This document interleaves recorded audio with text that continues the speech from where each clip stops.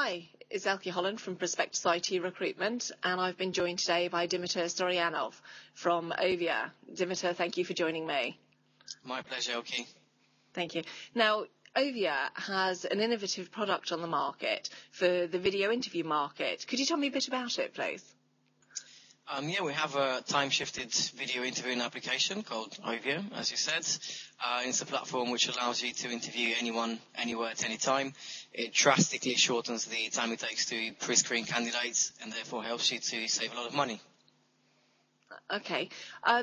There seems to be, I've just got a couple of questions and maybe you can help me with them.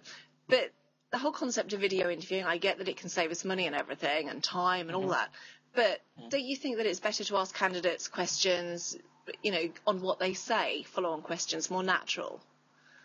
Yeah, this is something that we hear quite often, and a lot of the people that we speak to actually do say that they prefer to follow up with questions based on the candidate's answer. Unfortunately, this seems to be a big misconception. There's been a number of academic papers who have studied the reliability of interviews. In fact, there have been 7 major papers published by leading scientists in the last 35 years, and 7 of them have concluded the same thing, and this is that structured interviews, which is pattern interviews whereby candidates ask the same questions with no variations, at least twice as reliable as unpatterned interview whereby candidates ask questions based on their answer. And to be honest, this is exactly what video interviewing allows you to do, have a very structured and very objective interview. Okay, that's an interesting perspective, thank you. But what would you say to someone who says, something along the lines of, well, video interviewing is great, but don't you think, discrimination and all that, what's your point? Yeah, I can see where people are coming from, particularly in the UK, where you're not even allowed to have a photo on your CV. We have, however, spoken to the Equality and Human Rights Commission, and they say that as long as you don't make a group of people, as long as you don't put them at a disadvantage by using video interviewing, it's perfectly legal to use it. So as long as you don't make it compulsory for someone to take a video interview, then it shouldn't be a problem.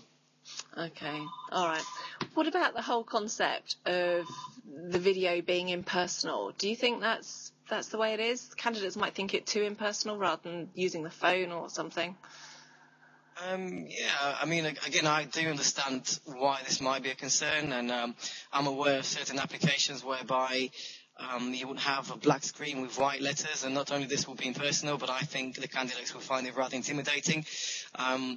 But what we have tried to do with Ovia, we actually try to replicate the atmosphere and the dynamics of a face-to-face interview. So we actually allow you as an employer and an interviewer to record a set of questions that you would like to ask the candidate, so they actually get to see you much earlier in the recruitment process. And if anything, it makes it more personal than impersonal. And we've had quite a lot of feedback from our candidates confirming this. Okay. All right. And what about, we talked about discrimination a bit, but what about, say, the baby boomers? I mean, versus Gen Y. I can see Gen Y adopting this because they used to be webcams, but what about baby boomers? Again, I find this to be a big misconception, and I personally disagree with labeling people and saying this person would not be tech-savvy because of their age. And there was a great study on pingdom.com which compared the social media usage in different age brackets across 19 different social media websites. What they found out was that there are more people aged 25 to 34 on social media websites than there are people aged... Sorry, let me say that again. There are more people aged 45 to 54 than there are people aged 25 to 34, which is, I think, pretty eye-opening, and goes on to show that regardless of your age, you can be as tech-savvy as someone who is much older than you. To put this in the video interviewing context, Bill Borman, who is well known in the social recruiting field, has been using video interviewing for the last couple of years to conduct his HR Carnival, which is basically an event whereby he would ask recruiters across the world questions using video interviews, and that he'll put them online.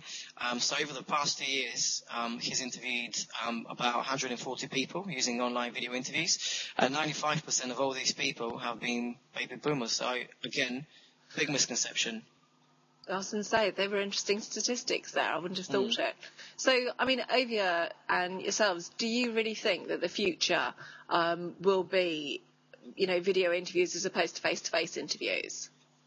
Is that what you guys are saying, really? No. I think it's fair to say, I don't think this is ever going to happen. I think what is going to happen, though, we're going to see video interviewing gradually replacing the phone interview.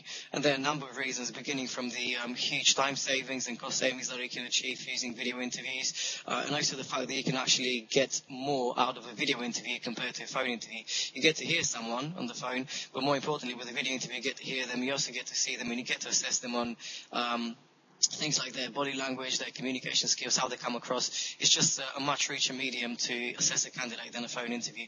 So where we do see video interview fitting in the future is basically replacing the phone interview, but not replacing the face-to-face interview.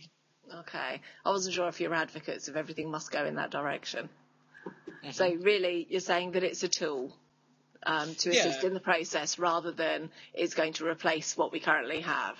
Yeah, absolutely. I would say it's just a better, faster and cheaper way of doing what we have been doing in the past. And there's no reason we should be doing recruitment the way we did it, say, 10, 15 years ago, when we have a leaner and better way of doing it.